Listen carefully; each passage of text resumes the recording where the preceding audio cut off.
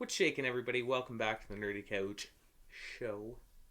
If you don't know me, I am the producer here at Nerdycouch, and we have here Bear and Grimm. Yes. What are we talking about today, Bear? We're talking about Andor, Season 1, Episode 11. What? So close to the end. Right there. Uh-huh. One more left. I don't know what record, but I heard it's going to be a record-breaking season finale. I don't know if that's length of time. I feel like it's probably going to be length of time. I feel like it's probably going to be at least like an hour and a half episode. It's going to be a real thick episode. Oh my god. With 2 C's. They have so much to wrap up. They do. Like, so much. But I've thought that they had too much to wrap up before, and they've managed to put it into a nice package, but... True. Yeah. And they're going to have to set up for Season 2. Yeah. Which I'm assuming will be the final season of Andor. Do you still think it's going to be the massacre? No. I don't think we're going to hit that. Mm-mm.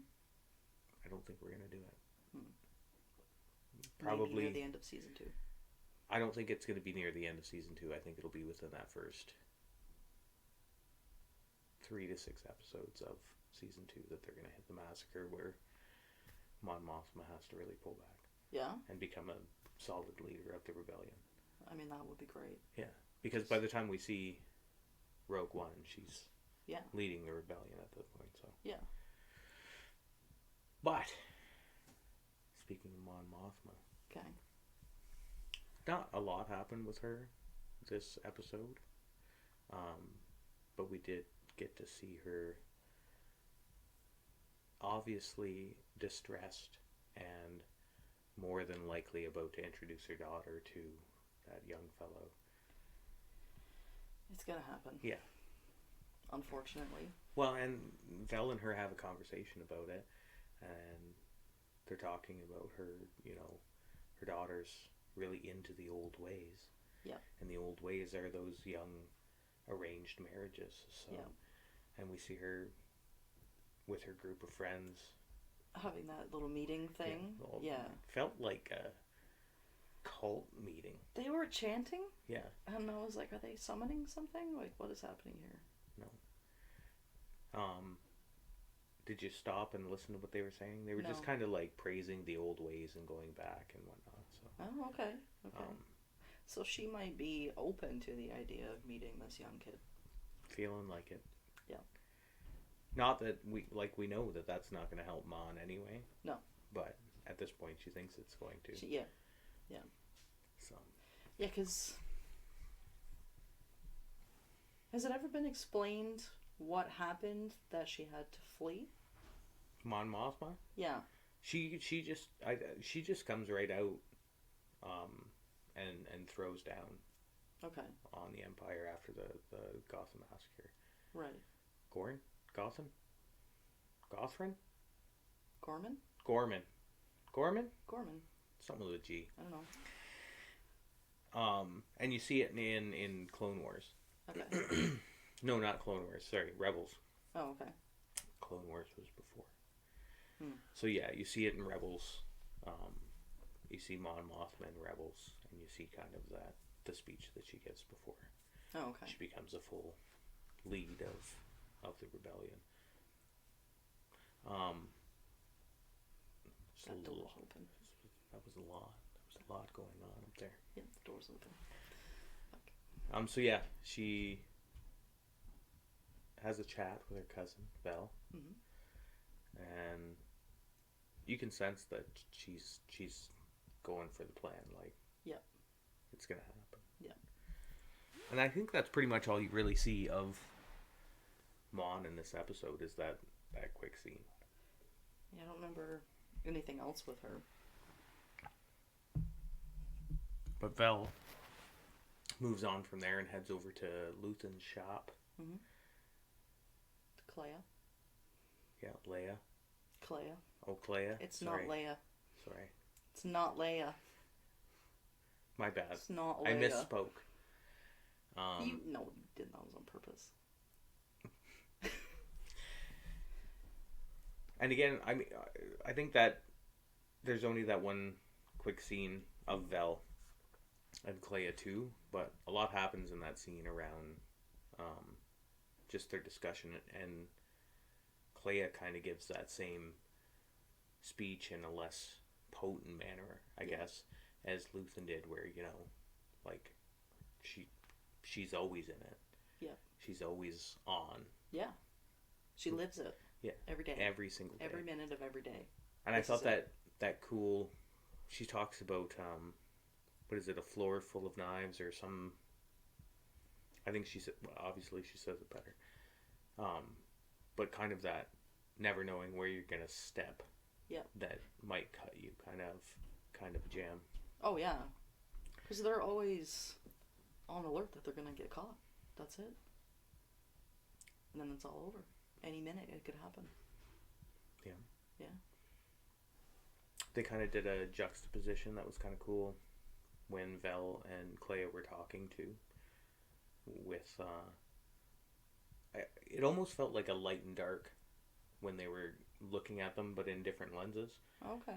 Where Clea was kind of standing, and there was like it had a darker atmosphere when they were kind of panned over to her, and when they went over to Vel, it had like a lighter atmosphere as well.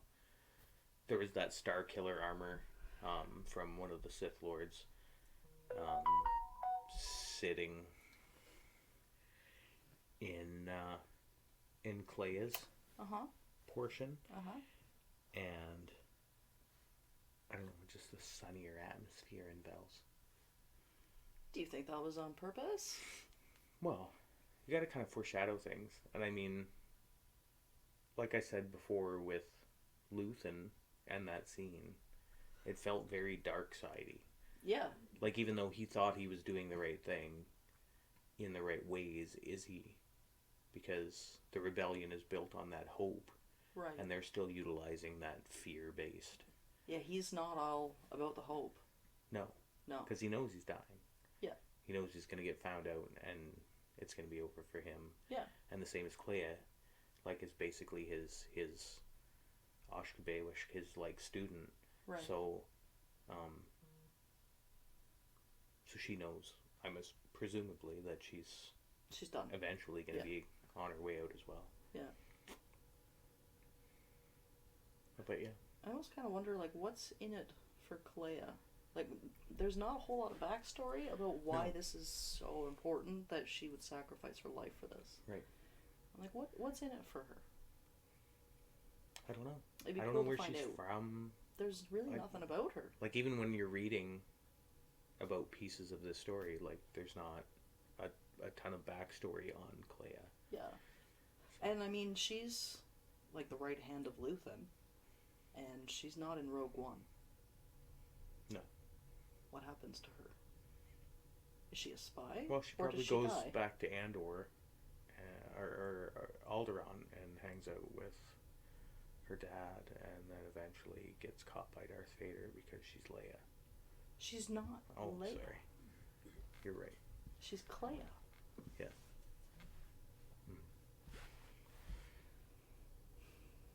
And that kind of wraps up those little mini stories that are running there. Yeah, there wasn't a whole lot of the side stories going on. No.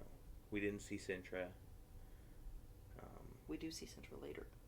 Is Sintra in this episode? Yeah, she's working at the bar. Oh, that's right. Ferrix. That's right. Yeah. Yeah, so I guess we do... She's just trying to blend in, really. And, I mean, her part is even less interesting, I guess. It's just Marva passes in this episode. Which blows our theories of Marva going out in, like, this blaze of glory.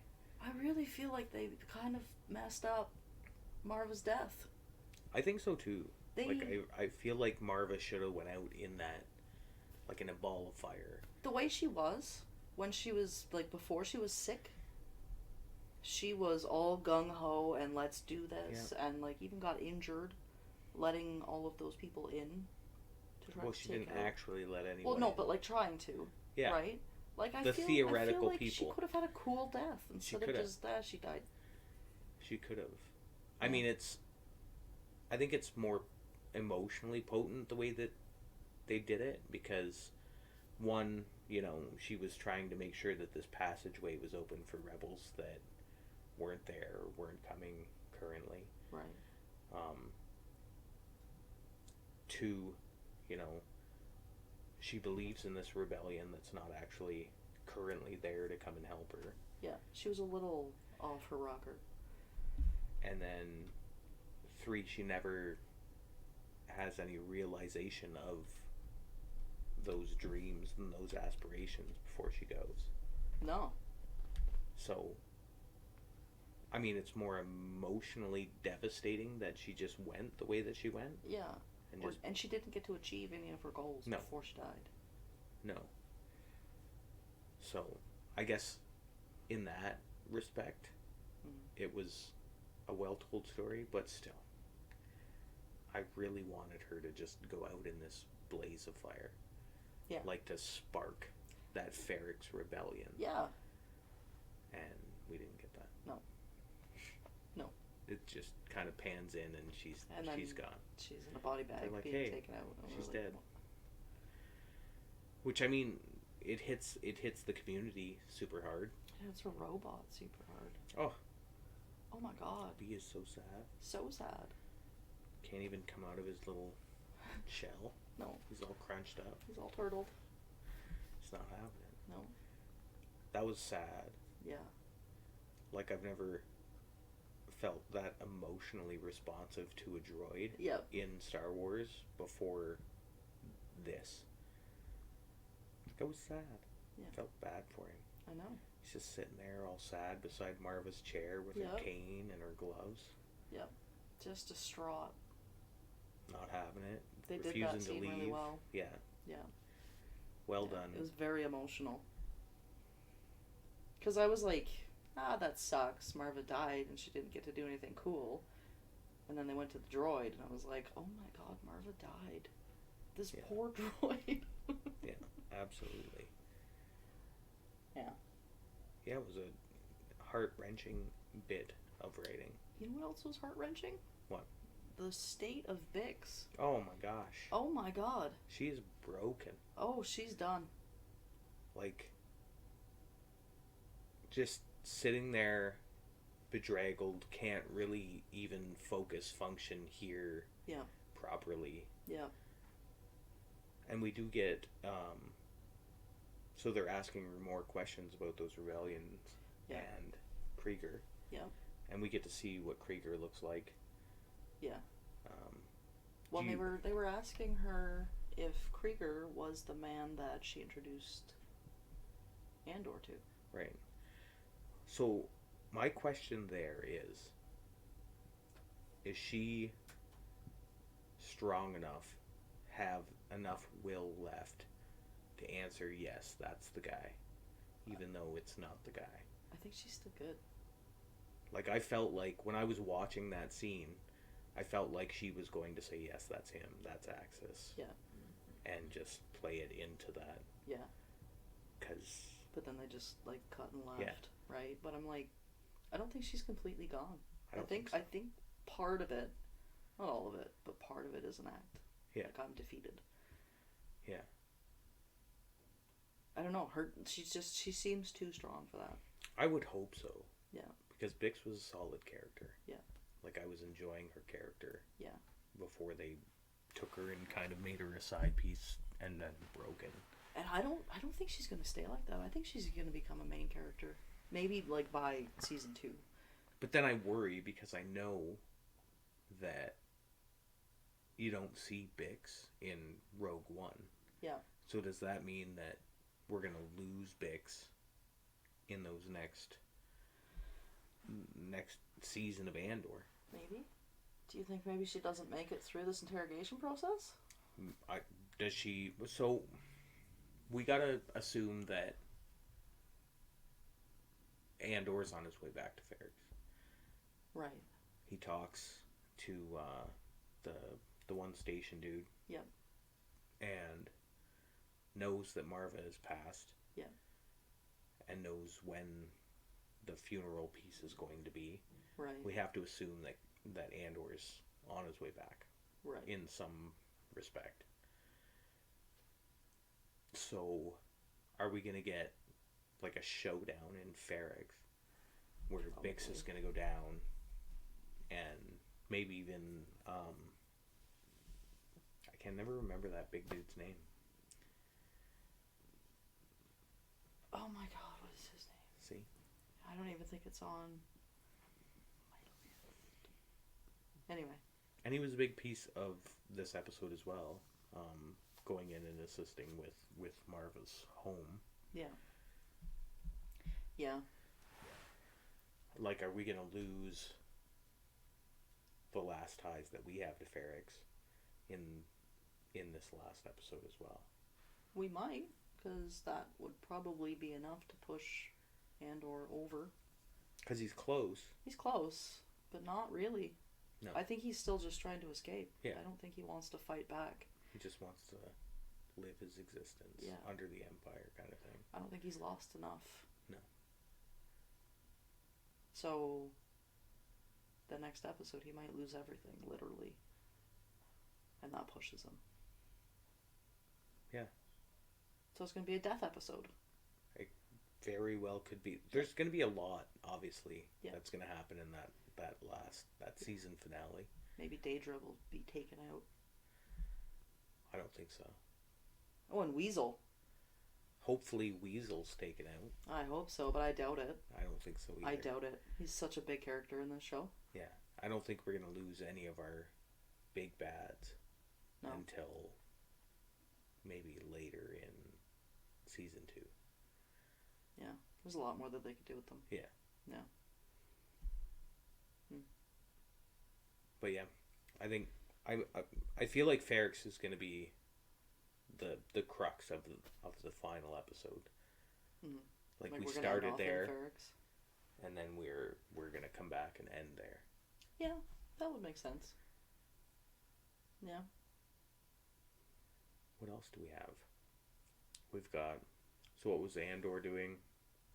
Oh, this episode started off with Andor and Melshi, right? Yeah. On the side of the cliff. On the side of the cliff. And Melshi was about to give up. Yeah. Yeah. He wanted to. He wanted to. Andor wasn't having it. Wouldn't listen to the give up. No. Which is cool. Yeah. And that kind of alludes to that hope that the rebellion is built on too, right? Mm-hmm. Keeping it together, pushing through. Well, that is Andor right there. Yeah. Just keep pushing through. And they do make it. Mm-hmm. We get to see a cool Starcraft go by. Yeah. I don't know if it was first introduced in Rogue One, or one of the cartoons, but the craft that goes by that's looking for them, I believe is a Dark Trooper craft. So when you watch Rogue One, when the crafts come down and drop troopers off, they're Dark Troopers that come out of those. Okay. That particular style of craft. So I don't know if that's just kind of alluding to Rogue One or not, but maybe they dropped off Dark Troopers to hunt down all the prisoners. Could have been. Yeah. Which is pretty badass because those are like, I feel like they were kind of elite troopers. Yeah. That they were dropping, so. Yeah. Why would you drop elite troopers? Why is it that important to find all these prisoners? Yeah. Just prisoners. But they were making something. They were making something and that they we still haven't don't know. told us. I know, I was annoyed. Yep. I just want to know what they were making. I don't think we're going to find out. I don't think so. I don't think so. I think that's one of those things. They've left that they prison just now. Like, eh. Yeah. We'll just not tell anyone. One of those things that we'll just never know. Till a comic comes out or a graphic novel and it has it in there. And they have to explain what it is that they're making, and then we're like, because all of the fans are like, what the were they making? Oh, everything I read, it's in there. What are they making? The fuck were they making? So they get away and end up being caught by a couple of weird, interesting characters. Yeah. I don't remember what race they are. Weird race. Yeah. This might not be for children, but they have boobs on their bellies. Yeah, they kind of did. They have belly boobs. I don't know if they were boobs. Like, most of what they said, I wasn't paying attention to because there's boobs on their bellies. So I was just like, what? Except for the one guy. The one guy was like ripped, right? He was like the Rock of their race. Was that the one with the one hand? Yeah. Okay. Yeah. And he had like a weird blade on the other hand? Yeah. Yeah. So the guy that you're talking about with belly boobs, yeah, is, I don't know if I'm going to pronounce it right. Okay. Is Side Ock. Okay. And he becomes a partisan. One of like Saw Gerrera's group. Wow. Which is kind of cool. Yeah. Because they catch Melshi and Andor. Mm-hmm. Melshi and Andor talk to them about, it being the Empire's fault. Yeah. And they kind of chatter about it and then eventually agree that, yeah, the Empire sucks. Yeah. And then just randomly help them, which I did not expect them to be like, oh, let them go, and then they're just going to give them a lift. Yeah. But that makes sense, though, that he then, the boob belly guy, he joins the rebellion then, because when Andor and Melshi were like, we're against the Empire, he was like, oh, fuck yeah, let him go. Yeah. Right? Yeah. So you can already see that he's like... He doesn't like the Empire, there. Obviously. Yeah. He knows that they're a bunch of jerks and they're polluting the waters and ruining their catch. But, sorry, I'm having a hard time getting past boob belly guy. Well, he had boobies on his belly.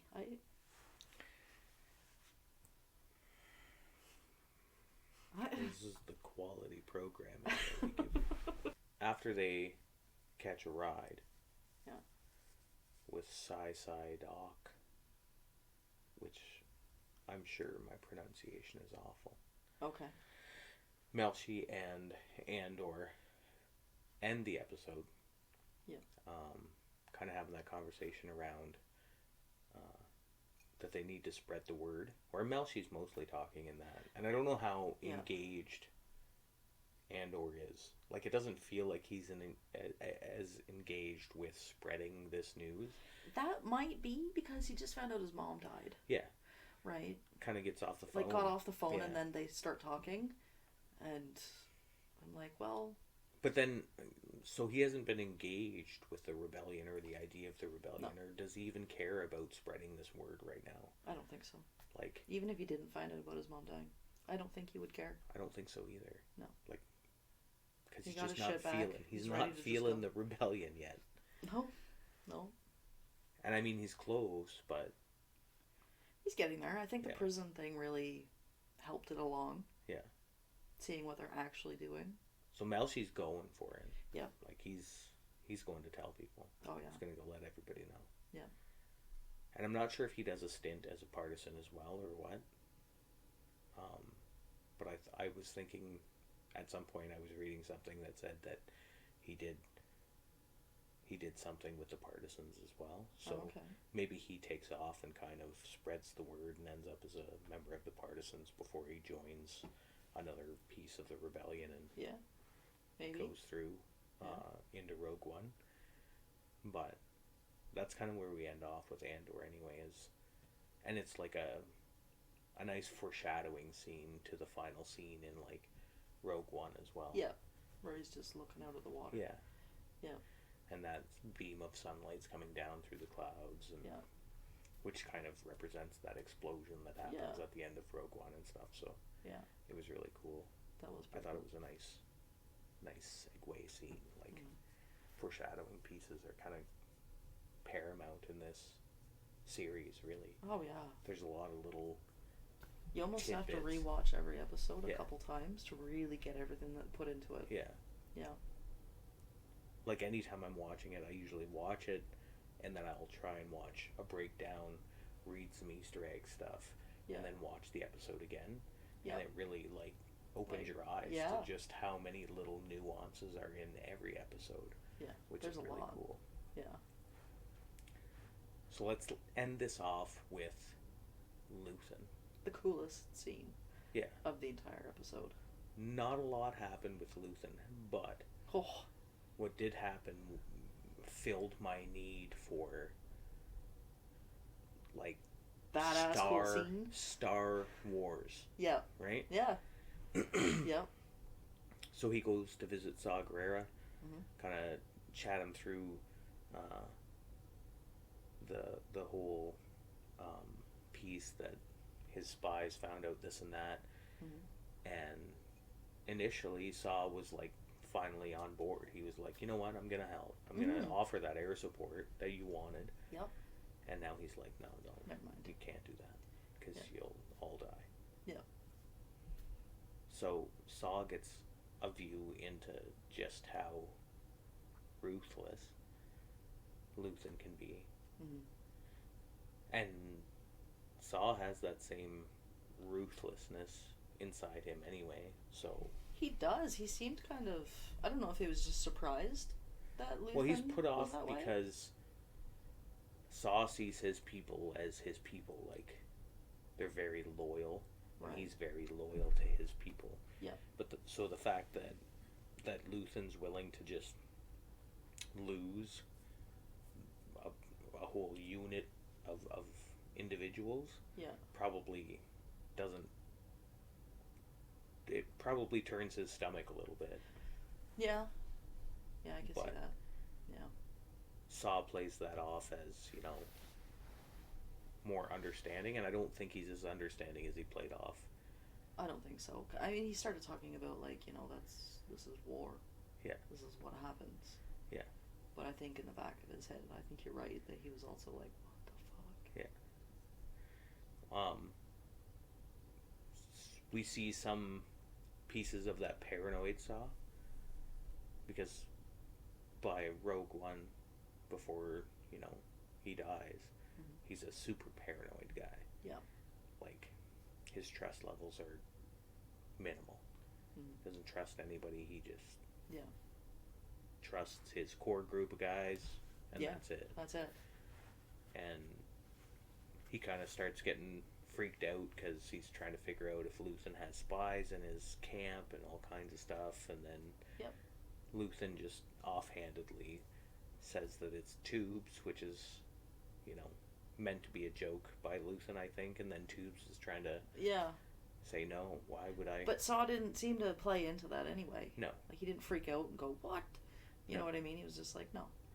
No, he just stared at Tubes, and then Tubes tries to walk over, and Luthen takes his gun and aims it at Saw, which was a smooth move. It was. Luthen's a smooth dude. He really is. Like, he's a super spy. He gives you the impression that he is a freaking Jedi. Yeah. There's something. The way he moves and the crazy confidence. Yeah. It just, I'm like, he is a Jedi. There's something. He's a Jedi. There's something. He's hiding something. He could be a Sith. We don't know. Could be. Don't know. Could be. I don't know. I don't know how I feel about Luthen most of the time. He feels really... I don't even know what the word would be. See? I don't know how I feel about it. I don't trust Luthen at all. I think he's too far in. I think he's willing to sacrifice too much for this cause. Too many people... Like, he's willing to sacrifice too much of what he's supposed to be saving. Yeah. Like, I don't know. It's just... He feels wrong. Yeah. I don't feel like he's a good guy. No.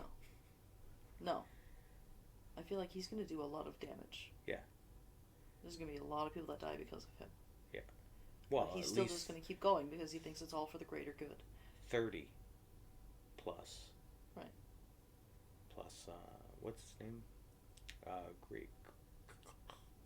Oh. General Krieger. 30 plus Krieger. Plus Krieger. Which he keeps saying whenever Saw said, so you're willing to sacrifice 30 men. Right. And then he would say plus Krieger. Yeah. Like it's like he like didn't. It's okay though because we're getting rid of Krieger then. I don't know. I felt like he was saying it like I don't want to forget this guy. Okay. Like 30 men plus Krieger. Almost like Krieger is essentially another 30 men. Yeah, like, or he's, like he's a important. general. He's yeah still at least well respected by his people that trust him. Right. So he's saying, I'm willing to sacrifice this guy, but I don't want to forget that I'm sacrificing this guy. So that's where it gets really weirdly complex for me. Yeah. And whether I like or dislike Luthen is because he doesn't want to forget this person that he's sacrificing, but he's okay. He's okay doing with it. Sacrificing that person. Yeah. I don't know. It was weird. He just gives me weird vibes. Yeah. It's a weird vibe guy. Yeah. Yeah. Don't know how to feel. Same with Clea. Clea's I get the same thing from her. That's his apprentice, right? Yeah. And that's interesting too.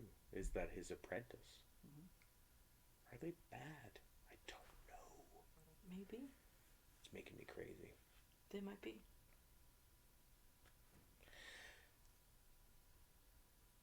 So he leaves, mm-hmm. and that's where it gets really exciting. Oh. That's where the fun stuff comes in. Yeah. Gets pulled in by a wicked cool throwback tractor beam Star Destroyer looking thing. Yeah. And that's a throwback to a concept art from the 1970 whatever movie okay. that was scrapped. And I think it was kind of later seen. I think there was a scene of it thrown in Rogue One even, where they kind of said, or was it Rogue One? It might have been Rogue One, where they were kind of talking about joining the Empire, and there was like a little screen with different ships on it and stuff. Oh, okay. And there was one of those. Uh-huh. But it's a concept art that was done by, I can't remember his name. He just passed recently, and it was a big deal because he did a lot of the ship art and concept arts for the original Star Wars. Oh, okay. So I thought it was a nice little homage to that fellow. But yeah, so his concept art ship is finally on screen as a ship. Yeah. In this episode, and that's the ship that's trying to pull Luthen in, and Luthen manages to utilize the tractor beam as a weapon against the tractor beam itself. Yeah. Which was really neat. It was pretty cool. Quick thinking. So I mean, he's like obviously been prepping himself for everything. Luthen is prepared for everything that could come up. And it would make sense, like the way that the weapon worked was cool because it makes sense. Because if there's something that's trying to pull you in, if you release these bits of shrapnel, which is just it's pulling it in, and it basically turns those into projectiles. Like as they're coming back, they just speed up. It was a really cool move. It really was. Really cool. So dope. He's such a smart guy. But they release fighters. Yep. And those fighters come ripping out, and when you're watching him fly, when I was watching him fly, all I could think about was like force sensitive flying.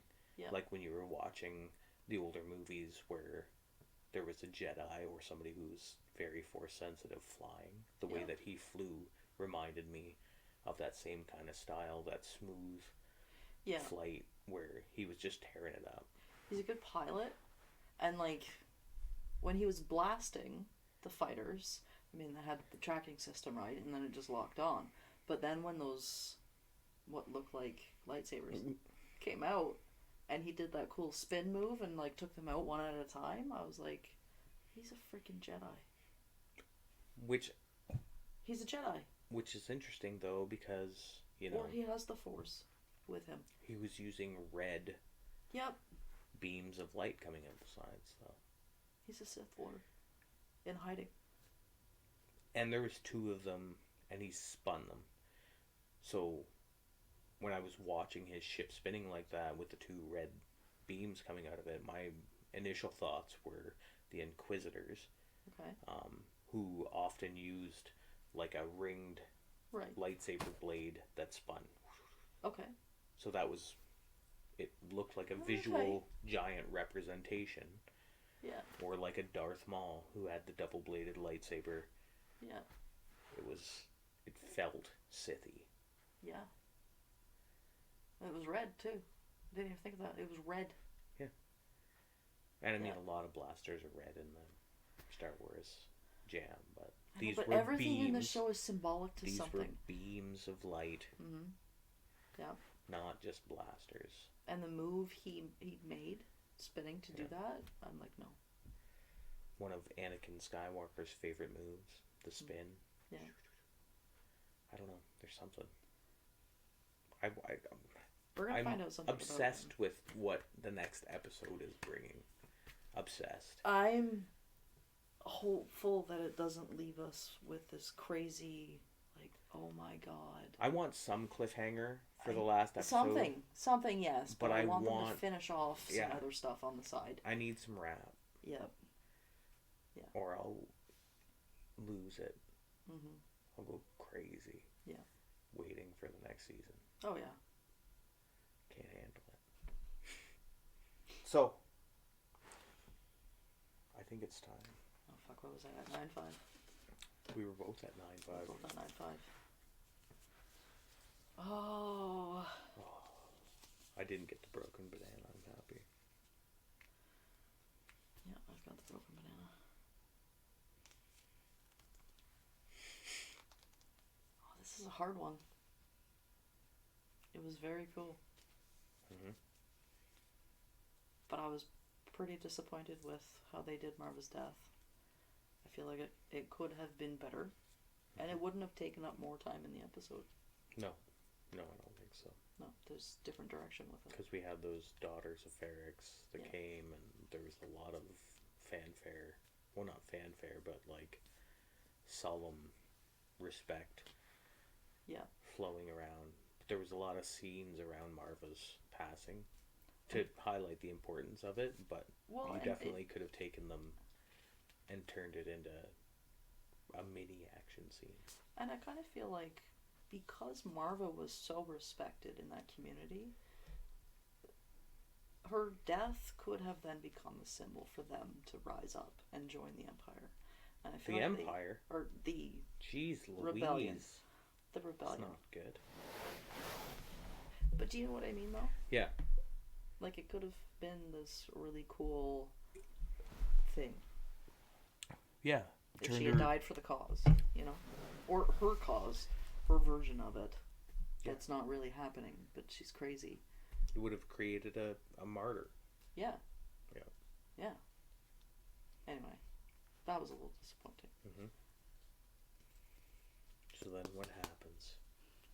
What bananas do you give? I think I'm going to just stick at a 9.5. It's fair. It wasn't disappointing enough to go down. It was still a really good episode. I still like what they're doing with the story. I'm still surprised every time. And I'm really anxious to see the next episode. Mm-hmm. So... Yeah. Yeah. Yeah, I'm sticking at a 9.5 out of 10 bananas. Well, I'm harder than you. Like right now? Yes. Okay.